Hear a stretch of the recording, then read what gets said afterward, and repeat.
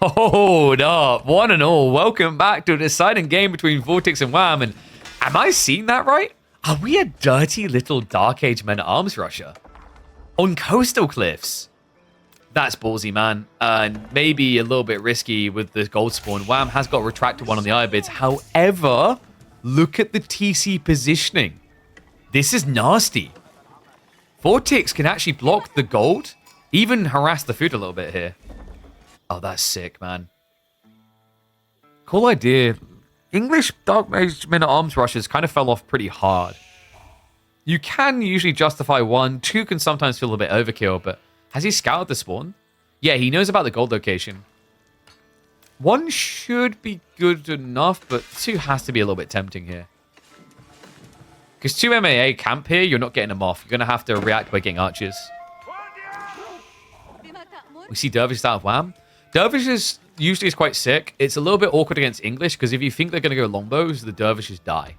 They can't fight. So that's something that Wham needs to be a little bit mindful of. Judging by the way he's gathering on the berries, if it's not Growth Wing in Feudal Age, there's Growth Wing for Castle Age. Yeah, he's intentionally split it up so he doesn't burn them too quickly. Has anyone fell victim to the 5 English villagers pull taking your gold? In the early days, yeah. More recent times, maybe Don tries to do it against people. With limited success. It's quite a played out strategy at this point. And wow, Vortex actually went around the backside of the tree line. Yeah, so didn't take the short route. But there you go. Idles him out. Wham has got the gold required. If he goes logistics, he can just keep gathering gold. Yeah, there it is. Dervish coming in. So, Vortex will be looking to scout this information. Yeah, so he does get a glance of it. And at this stage, like, you're not expecting an advancement wing. You can check the gold. You know your opponent's gathered enough. So it has to be logistics. So, element of deduction there. Vortex knows what he's up against here. Now, I'm wondering if we have a council hall build. Because that would block Dervish. No. Okay, it's going to be Abbey of Kings. Remember, though, Vortex in particular doesn't play your fast castle English with Abbey of Kings build. He likes to add in longbow. So don't be surprised if you get an archery range after this, considering we've already got 5 on wood, and he's only just started the tech up.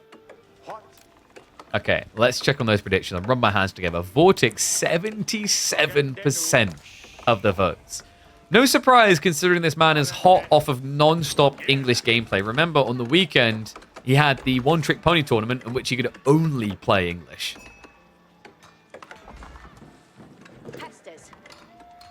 Goes Feudal in with King. Yeah, and I think it's kind of interesting that we've moved away from 2TC English, because that, I feel like, emboldened Vortex.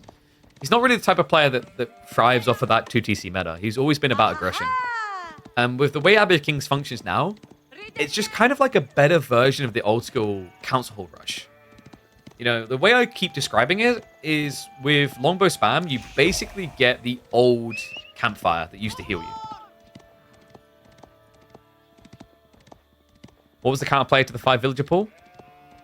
Yeah, you just scout and then you just overgather gold. A lot of these type of plays, we talked about it like with the new Japanese Dark Age rush. If you're worried about getting like de-rushed, just scout. If you're ever in a matchup where you're like, he might just attack my resources, go across to the side of the map and confirm.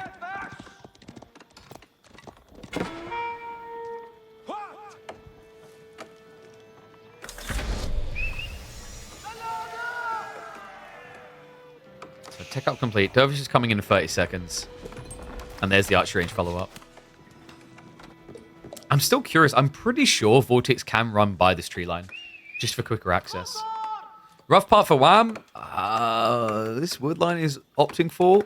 Could easily get harassed. He's going to need to think about getting some units in. We have got an insane amount of wood for Wham, by the way. 600. He's still gathering. Does he think he's playing Mongols right now? Was it him who... No, he picked Abba as the alternative. So there we go. It's a lot of wood for just double stables. Is this going to be archer ranges afterwards? I think Wham's idea here is it Desert Raiders? With the Dervishes, you can try to intercept the Lombos as they trickle across. The Lombos are only really a threat to the Dervish if they reach critical mass. Same with the Desert Raiders. No, okay, thank God. I was going to say, like, saying it out loud, I wanted to vomit a bit. Because Desert Raiders is, like, very tricky to make work against LBs in general. So Horseman it is. Funny thing about horsemen here, Vortex is trickling longbows and spearmen. So Wham, with good micro, can just snipe down the spears one by one and heal up the dervishes. Yeah, we could end up seeing how broken Dervish heal is here if Vortex misreads his timing. Because Vortex does have his own heal, remember, with the king. Problem with that king is it's negligible by comparison. It's a weaker heal aura that only works out of combat. Dervishes are just giga charged. They will heal you while you fight. Love the body blockers as well. Outpost is going to come up before he moves the horseman across. Already it's going to look to intercept. Palings are coming up here. Spearmen are getting some stab-ins, but not enough. Good micro so far by Vortex to minimize the losses. But the problem now is, like, they've lost a few troops. On top of that, because you couldn't convert, these are going to get healed up 1 HP. Come on.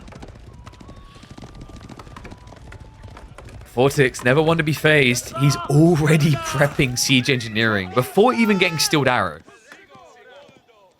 This seems a little bit... I don't want to say greedy is not the right word, but maybe overly eager?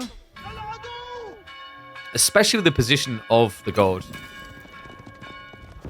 Wham is gathering a lot of gold, so it does kind of look like he wants to go for a tag, but he's reattributing. He's reallocating, rather, across onto the berries. You need to be careful of the king as well, because remember, horsemen can chase you down and kill. We do have the campfire, so no secrets hidden from Vortex here.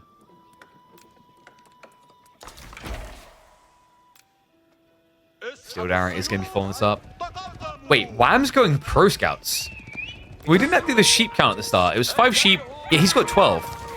So he's got more runway here with food. Then again, he is the pin party, but you'd think that horsemen would be able to get him a way out over time here. I mean, he clearly thinks he can get in and out on the base because he's going pro scouts. Meantime, King is able to draw first blood on the village account. And now we have the dervish pull out of the base. Yeah, so trade-off. He's not protecting the villages anymore, but he is now looking to intercept. I wonder if actually Wham could have split it. 1 dervish here, 1 dervish in the fort. Because, like, if you're at the stage where the LBs can insta-snipe 1, you're going to lose it either way. So keeping both there isn't going to change that outcome, per se. And then if you ever take injury, just back off. Instead, he chooses to leave himself a little bit exposed there, which is bold considering the lack of wheelbarrow.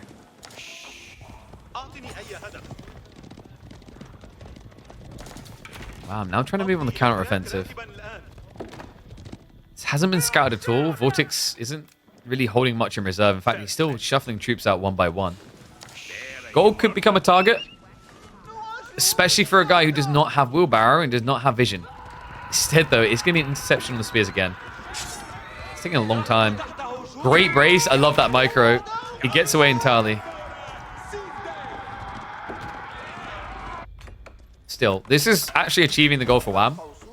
Vortex is so busy reacting to this counter attack, he's not blocking pro scouts. In fact, I'm starting to wonder if he even realizes what's happened here. He might have assumed this is just gradual fast castle. He hasn't seen a single deer yet.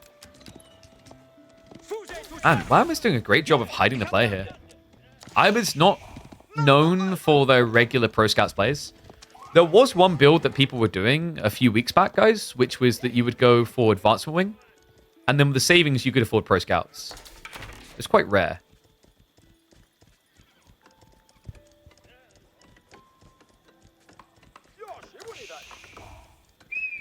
What if Wham walked between wood and gold and placed the town on the other side? Oh, what, here? That's what he's done, like, placed the outpost there that you're talking about, right? Oh, you mean outpost here, wall here? The problem is you're then running towards the king when he attacks you. Like, preferably you want to be running away from where the king's attacking.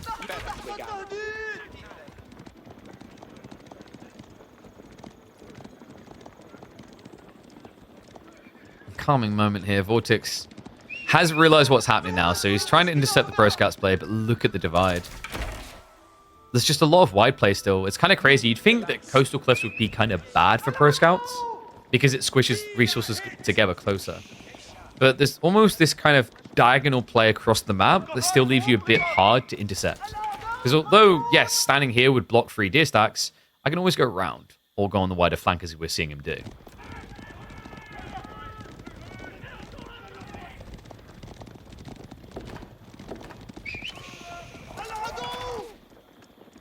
Bloomery on the way for Vortex. Not your usual expectation, really. I think it usually gets kind of like overlooked with Spearmen just because they're all about their bonus damage, but I like it. He's trying to maximize what little he has. We don't have many farms, though. In fact, we've got Vortex going on berries. Now, berries did receive a buff to their base gathering rate. It's not as atrocious as it once was. And I understand the thought process here. If he adds more farms, he weakens his timing. And now with being pro scouts, that's even more condemning. In fact, he might be condemned either way. Look at what Wham's doing. He's scaling. Castle not too far away here. Vortex needs damage now. Yeah, he's running out of time here. Sometimes when you play English like this, it works out to just slow roll it because you're adding in those farms we talked about. But the Pro Scouts meta just changed it really to an extreme. You end up being the one on the clock in these type of situations. I've got a little bit of a sandwich coming. Spearman? Oh, maybe an ambitious fight from Wham. Not really showing the ample respect to the Spearman. That's a pretty good trade, actually. I think all things considered, Vortex has to be happy with that. Especially considering the Dervish heal is there. Has got more Spearmen on the way. In the meantime, the rest of the army is going to march in. Wham does gather a decent amount of wood up here. Tech up has been triggered. Growth Wing in 1 minute and 45, and it just got scouted. Okay, this is his time to shine. This is the moment he's been waiting for. If he can win the game with this Feudal push, it's now. And he's got the wood ready, guys. Remember, Vortex prepped Siege Engineering insanely early. This could be a triple ram drop. Instead, he's going to start with the outpost. Get right up in his face as much as he can. No wheelbarrow means this is going to take a long time, actually. I get the thought process behind the outpost, but I can't help but feel the delay on getting out here to erect it is just giving Castle for free. We're only a minute away here.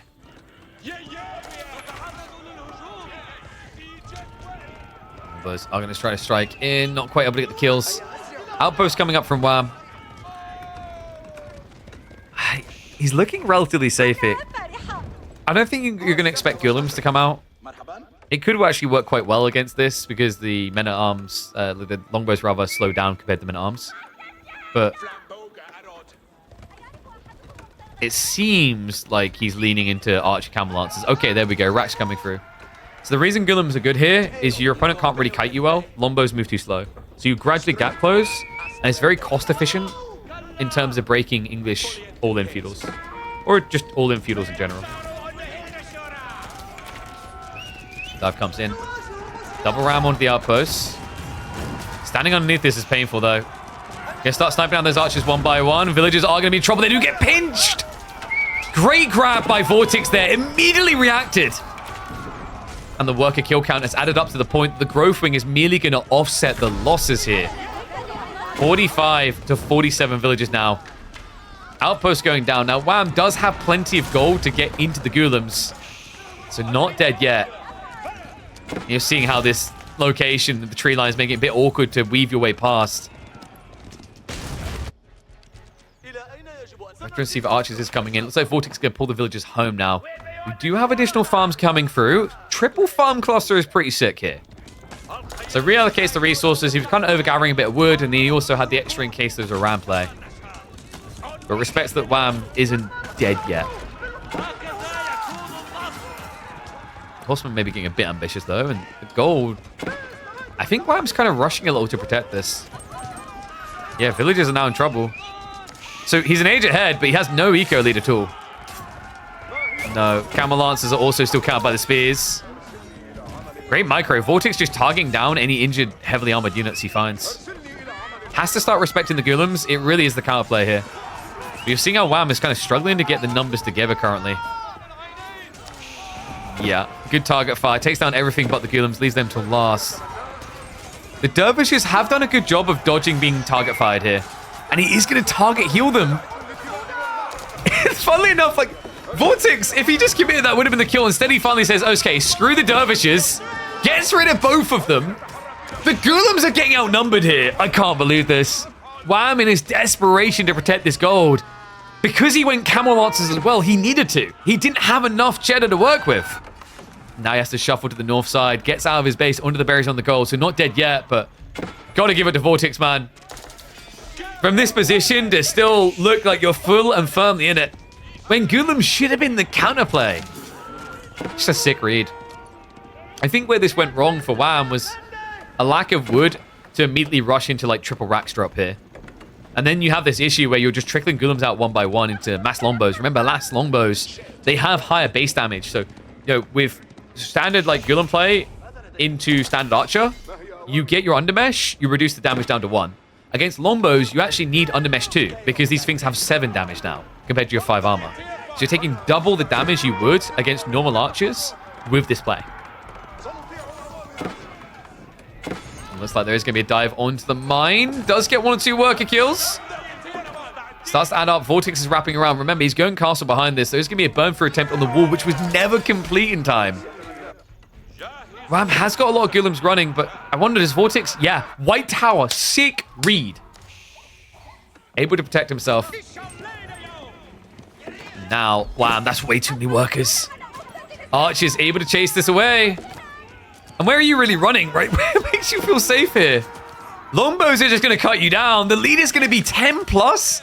And the gap in Castle Age isn't going to exist anymore. Great trade out with what Vortex has got left here. Wham has only one option left. It has to be a dive. Can the Gulams be quick enough here? There's no textiles, so possibly. But he's going to have to scalp a lot. Oh my god. Village is pulling away. Spearman reaction coming in. Lombo's reinforcing as well. There's no denying it. The White Tower's going up. Maybe he loses 4 or 5, maybe 6 villages maximum here. But he's still going to maintain an insane economy lead.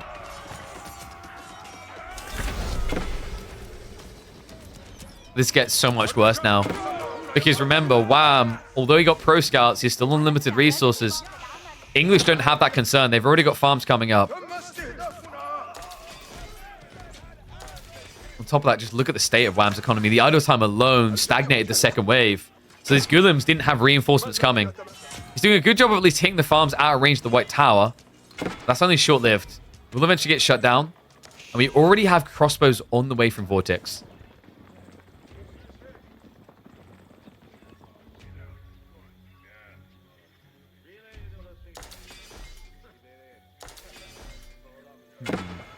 How does Wham now recover this game?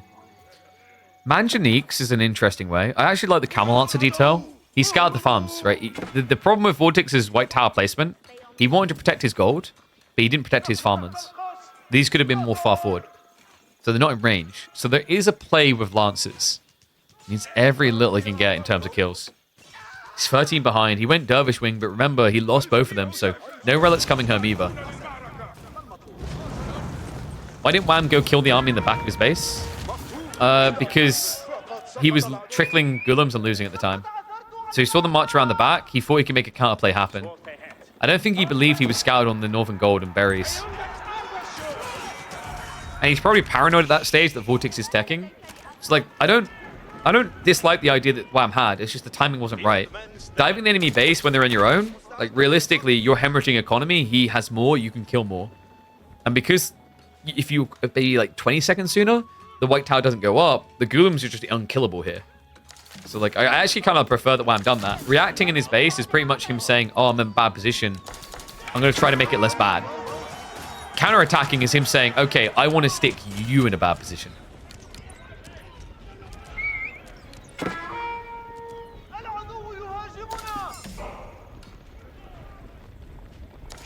And we also have to remember, like, when he took this fight, he cleared most of the spears, so, like, that wasn't a quick burn through. It's just because this second group came into attack here, he didn't complete the wall. That incomplete wall is what allowed the quick dive in, and it changed everything.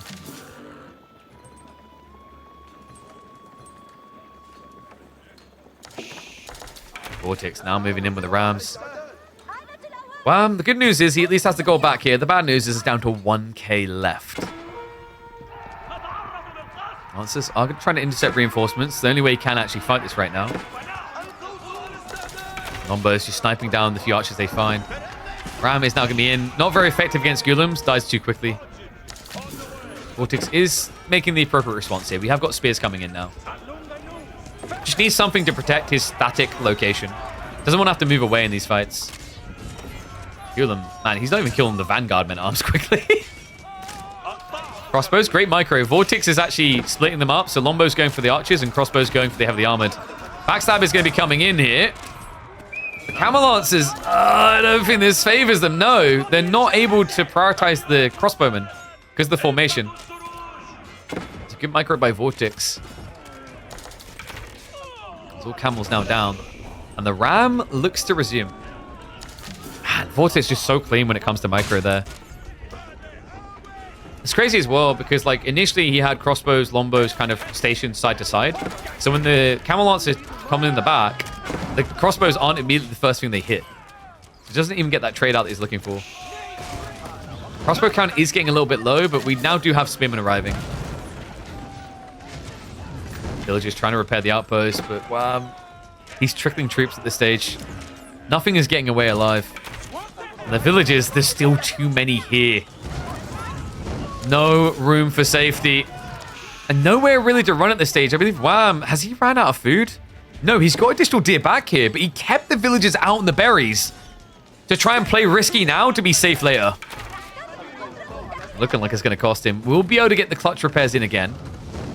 Vortex is going to reset. Wouldn't be surprised if we're looking at a ram just to get that final detail in. So this is just adding up to like an irrecoverable position here. Wham is not in a position to raid still, and that's what's killing him. You're seeing what's happening here. With very limited troops, he's trickling in to try and stop it. That's always going to lose you a fight, right? Like, even if you counter the unit you're up against, you know, if you see like 20 Lombos, you send a Camel Lancer in, he's going to die. Maybe he kills 1, possibly 2 Lombos, but he's still going to die. It's not going to be a worthwhile trade. So he needed to kind of stabilize, get troops together, and come again. So while he's waiting for that, like, I do wonder if Lancers could have been raiding.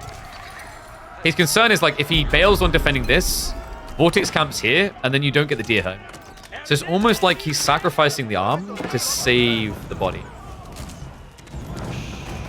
Still, at this stage, I think we've gone beyond sacrificing the arm. We've sacrificed the leg. We've sacrificed the kidney. And we may have somehow lost one of our butt cheeks too. I don't really know how that gets sacrificed, but it's enough to bleed him out. Vortex will make it through to the grand finals. It's official.